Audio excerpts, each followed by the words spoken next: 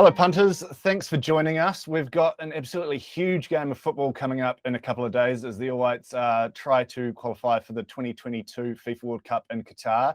And for the big occasion, we've called on the big guns. Very pleased to be joined today by New Zealand's leading football authority on all things All Whites, Jason Pine. Thank you so much for joining us, Piney. How are you? Great to be here, Patrick. Yeah, good, mate. Very much looking forward to this game. Massive match for the All Whites and for football fans and for sports fans, I think, in the next couple of days. Yeah, no, it's always one of the most exciting fixtures to look forward to every 4 years. This gets really, we don't get too many huge All Whites games to cheer on as a country. So when they're in a big game like this, it's very exciting. Obviously, unfortunately, this year we won't be all able to pile into Sky Stadium and get our white kit on and cheer on the boys in person, as it's just the one-off game in Qatar where the World Cup will be played later this year.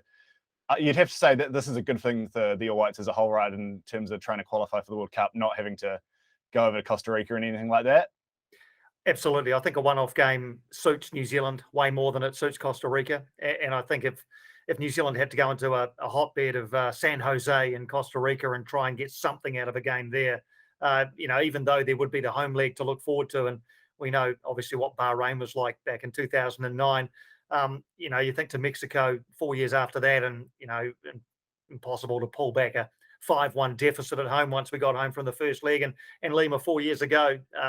Even though the first leg was a 0-0 draw, always going to be hard to win over there. So yeah, look, I think in a neutral venue, in a one-off game, anything can happen, and I think it really levels the playing field a little bit in New Zealand's favour by just having the one game at the neutral patch of grass. Yeah, absolutely. I think, it gives us a chance to just go all in for that. Hopefully 90 minutes. I don't know if my heart can deal with 120 minutes or a shootout, but should be really, really exciting 90 minutes on Wednesday morning.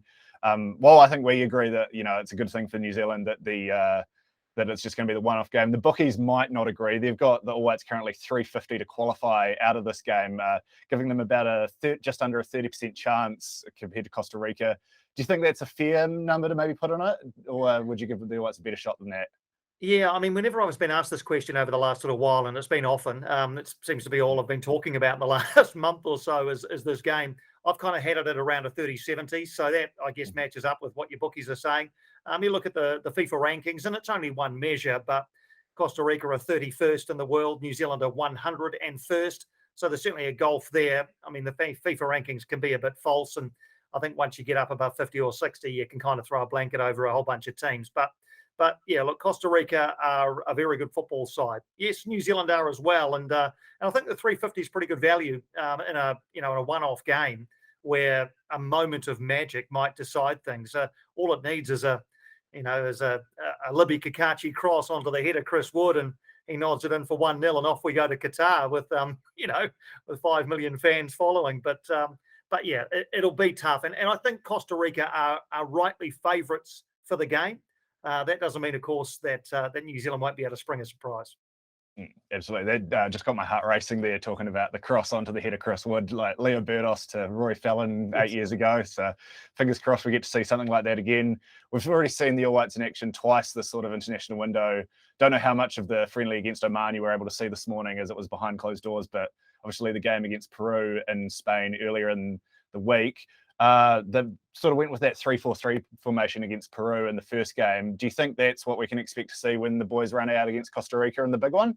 I think so, yeah. I think the way Danny lined them up against Peru will be the way he lines them up against Costa Rica. It was different against Oman, mainly through personnel. I think they went to a back four with two centre-backs and two more traditional full-backs, but I think he'll play the back three against Costa Rica with the two wing-backs, so that becomes five at the back when you haven't got the ball. With Joe Bell +1 sitting in midfield, and then a couple of players off the main striker, Chris Wood up top. Everything leading into the Peru game and everything I've heard from Danny Hayes since suggests that is a shadow 11 for him. And with a shadow 11, you obviously play a shadow formation. Costa Rica plays slightly differently to Peru. They tend to sit back a little bit more and tend to play a back five themselves, actually. They're not a team that, enjoys a wealth of possession. In fact, in a couple of their games in CONCACAF qualifying, they only had 35-40% of the ball. So they're not a team that's going to necessarily come out and look to dominate New Zealand. But to answer the original question, I don't think you'll see a deviance from 3-4-3. I think that's exactly the way Danny Hay will line them up. Just as you said there, sort of Costa Rica liking to play the same maybe shape with the back three that can turn into a back five. Do you think maybe Danny's trying to cancel out Costa Rica there, negate the technical advantage and just beat them one-on-one? Could that be what he's going with that 3-4-3 shape?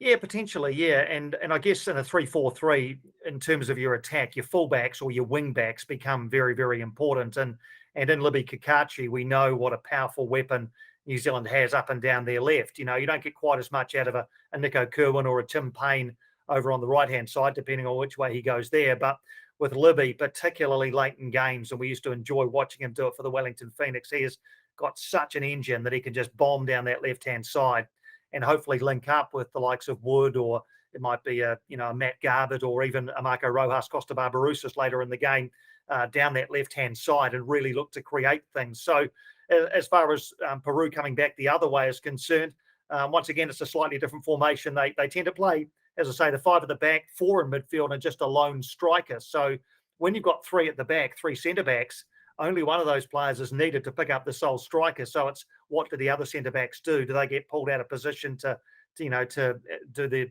Costa Rican attackers try and pull them a bit deeper? What happens to the wide players? What happens to the wing backs in the Costa Rica formation, and who picks up those players for New Zealand? So there's a real tactical battle going on here, and it won't be the same for the 90 minutes either. I think, you'll see both coaches adapting to what the other one does. And, you've got subs into the bargain as well, 5 of those available. So, yeah, there's any number of ways that this could play out. Yeah, for sure. And you've already sort of touched on Libby Kakacho there. I think we all expect him to play a pretty key role for the All Whites down that left-hand side. Obviously, Chris Wood, he's the captain, he's the main man, he's the superstar. Is it sort of, do you think, all going to come down to maybe those two having to produce a moment of magic for the All Whites if they are going to knock these Costa Ricans off? Or is there someone else maybe in that side you've got your eye on, you can think can be a bit of an X factor for Danny Hay?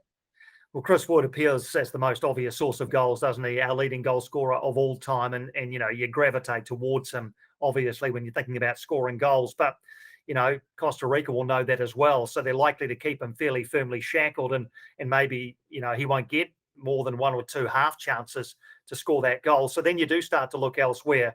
And you find a guy like Alex Grieve, who, 18 months ago, most of us had probably never heard of, apart from those who are, very well versed on local league football in Auckland. Here he is now 18 months later and probably going to start in the biggest game New Zealand have played for 4 or 5 years. He's at St Mirren in Scotland. He's an all-action player. He's a bit of a warrior, and a bit like Matt Garbett, who played the other day and I thought was excellent against Peru. They just don't give their opposition a moment's rest. And I think in a game like this, that's going to be really, really important. Then you've got the likes of Marco Rojas, and we know what a player he is and can be, and can produce just sumptuous moments of class on a football field. So it might be he who, I don't think he'll start, but it might be he who comes off the bench and looks to unlock. Or is it going to be from someone we just don't expect? And we look at set piece time, and particularly in the Oceania World Cup qualifying, Bill Tuiloma, what a threat he was at set piece time, and he's become so for his Portland Timbers team as well. So look, I mean, you say all these names and you hope that one of them pops up in the right place at the right time, because one thing I do believe is that this will be a tight game. All one-off intercontinental playoff type games are. It's not going to be a goal fest. We're not going to win this or lose it 4-3. It feels very much like a 1-0 to me. Yeah, absolutely. We'll get to the sort of specific betting markets in a second, but I think, everyone, and looking at Costa Rica's results from their CONCACAF qualifying, it suggests it's going to be a real nail-biter, as we've gotten used to sitting through as All Whites fans over the past decade or so. So strap yourselves in again, I'd say, punters. But you've listed off a bunch of X factors there for the All Whites, and we've got so many on the list. Hopefully 1 or 2 of them can fire.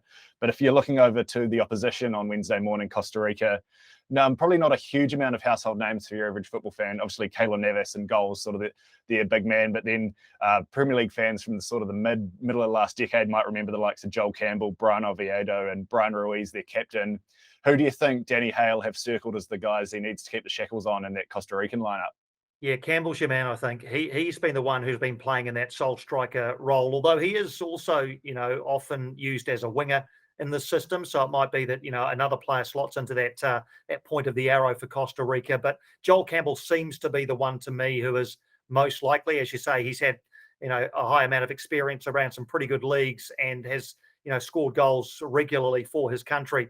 It's funny talking about a goalkeeper as your highest profile player, isn't it? But Neves is just an absolute legend in Costa Rica. All that time with Real Madrid, these days with PSG, 3 Champions League medals, a couple of World Cups, and a goalkeeper who really just doesn't make mistakes. And it's rare, that you can't go, too far into a goalkeeping career without finding a couple of clangers. But Keylor Navas just is a very solid, reliable last line of defence for Costa Rica. So for New Zealand to find that goal, they're going to have to beat Nevis, and that's a big thing in itself. But yeah, I think at the other end, Campbell's your guy to look after, and you get the feeling that with Winston Reid likely alongside Bill Tuiloma and one of Tommy Smith or Nando Panica, depending on which way Danny Hay goes, someone will be given, I would imagine, the job of looking after him. Having said that, if he drifts out into a wide position, is that player supposed to go with him or not? As I say, there's another tactical decision to be made there. But yeah, I think most of the Costa Rican players, in fact, across the squad, the majority of them play in the local league in Costa Rica. As you say, there's not a lot of huge household names there, but I get the feeling we'll get to know a couple of them over the 90 minutes in Doha on Wednesday morning. Hopefully not too well. We don't want anyone No, etching their name into Costa Rican folklore with the last minute winner. So yeah, hopefully the All Whites can keep shackles on them. But we've touched on the tactical battle that's going to play such a huge role in this game a couple of times already. And I think you've said Costa Rica, they maybe don't look to control possession as much as maybe a lot of typical South American sides would. So do you think we might see the All Whites look to maybe get their foot on the ball and control possession more than maybe those of us who remember those Peru games, or even back to Mexico and Bahrain, those All White side, obviously very different setup there? I hope so. Yeah, and I think Costa Rica's style of play will allow New Zealand to do that. And the difference with this New Zealand side compared to some of those sides of the past, particularly going back to Ricky Herbert's All Whites that went to South Africa in 2010, they weren't a side that had a heck of a lot of the ball. They had some good players and some technically good players, but really they were a team that were very, very hard to beat. They set themselves up defensively, and Ricky Herbert was a defender, so that's hardly surprising, although Danny Hay was one as well, of course.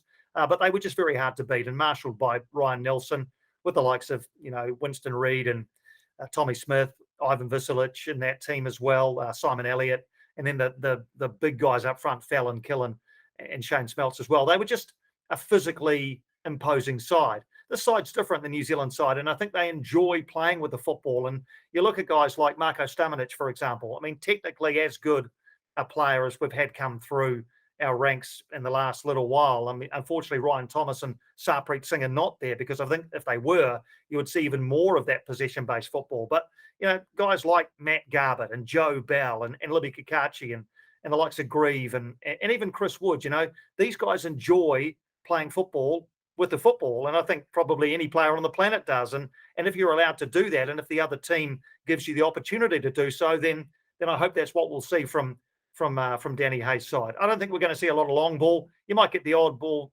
raked diagonally from centre back to right wing, or maybe balls up to Chris Wood to maybe touch off some on-rushing midfielders. But I think for the most part, the way Danny Hay's sides have played in recent times, it's the passing through midfield, using the thirds, maybe getting the ball wide and then trying to find Wood in the middle perhaps, or a shot from outside the box from one of those on-rushing midfielders. So that's a very long-winded way of saying that, yes, I hope that New Zealand do get the opportunity to play often with the ball on Wednesday.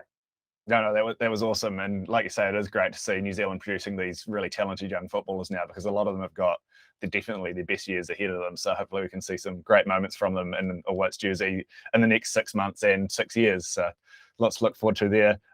We are a betting company though, so I've got to ask you about the odds before we let you go. Obviously, I think everyone's expecting this to be a real tight affair. You can currently get $2.45 for be more than 2 goals scored in the 90 minutes. I think we're both probably suggesting maybe 2 goals might be as many as you can hope for in the 90 minutes on Wednesday morning.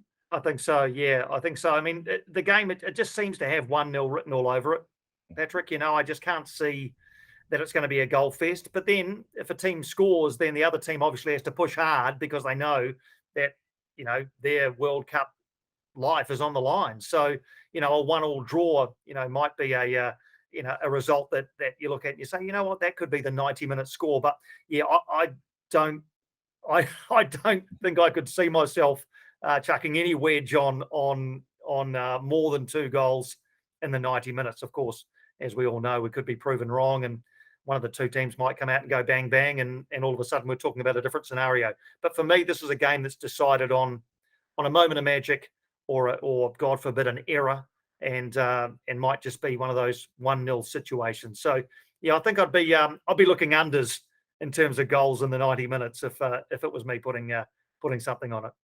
Yeah, very hard to argue with that. And you sort of touched on there, it might take a moment of magic to win this thing, as these playoffs so often do. Is there anyone you might be casting on? We don't have goal scorer odds up at the time of recording, but Chris Wood, or maybe one of those other X Factor players you touched on, do you think can be the man who gets their foot on the ball and puts it in the back of the net? Yeah, I mean, you look back at Rory Fallon, and we're still talking about Rory Fallon now, aren't we? You say Rory Fallon now, and your mind just gets cast back to Wellington, November 14, 2009. And look, if there's a player who can do the same in this game and write themselves into New Zealand folklore and earn the punters a bit of money as well, then happy days. Look, Wood seems the most obvious, doesn't he? And I'm sure when the market's framed up, he will be the one who is most likely to be on the score sheet. He's also on penalties. So if New Zealand were to win a penalty, I think, Chris Wood would be the guy to take it. But I mentioned his name before, and I just really like the look of Alex Grieve. I think he's he's obviously a player who plays in the attacking third. He gets in and around the box. He probably had New Zealand's best chance against Peru the other day. Got a couple of goals in Oceania World Cup qualifying, and has been scoring for his Scottish club St Mirren as well. So if you're looking for a player who might not be an absolute favourite to score, a goal or the decisive goal or the first goal for New Zealand, and Alex Grieve might be worth a cheeky wee look. Yeah, that's a lovely shout. I'm sure you'll get a very nice price around Alex to find the back of the net, given there is such a low goal expectancy. And got a shout out, of course, you can get $11 currently for New Zealand to win 1-0, which I think obviously casts our minds back to Westpac Stadium 2009, a very popular scoreline, and it would be on Wednesday morning again. So that's one that certainly jumped out to me if you do want to be backing the All Whites. $5 for them to win in 90 minutes, or $3.50 to qualify through any means, both very appealing prices. But if you want to go that little bit extra, the $11 for 1-0, I certainly wouldn't talk anyone out of that as an All Whites fan. Any other markets that popped out to you, Piney, or anything else you want to touch on for this game? Yeah, I loved. I was going to mention the 1-0. I love that that. I think you'll get a lot of interest in that. And I think we do, as you know, bet with our hearts, don't we? When it comes to a big game like this, if our betting in normal circumstances, we tend to look at the form book and give it a little bit more considered, perhaps head over heart. But I can't find it within myself to back anything other than a New Zealand win on Wednesday morning. That's obviously naive. And if you hovered above it and look down on it, a team 31st in the world against a team 101st, you'd say you're mad. But funny things happen in pressure situations and in big games. And I just feel that we might be on the cusp of something really special on Wednesday morning. And as I've said, and with, at the risk of labouring the point, this is going to be a tight game. So I love the New Zealand 1-0. And if $11 is what's available on that, then you won't get me trying to talk you out of it either, unfortunately. Yeah, no, certainly. I won't be talking to you out either. I know I'm supposed to be an impartial betting advisor here, but I think the whole country will forgive me for just getting behind the All Whites on this occasion, and likewise for you. So that's awesome. Can't let you go, though, without, I just do want to touch on, there's the other intercontinental playoff on Tuesday morning, New Zealand time. Two sides we're pretty familiar with in this part of the world, given our recent history against the Peruvian national football team, taking on the Socceroos from Australia. How do you see this one going, just in a few words, if you don't mind?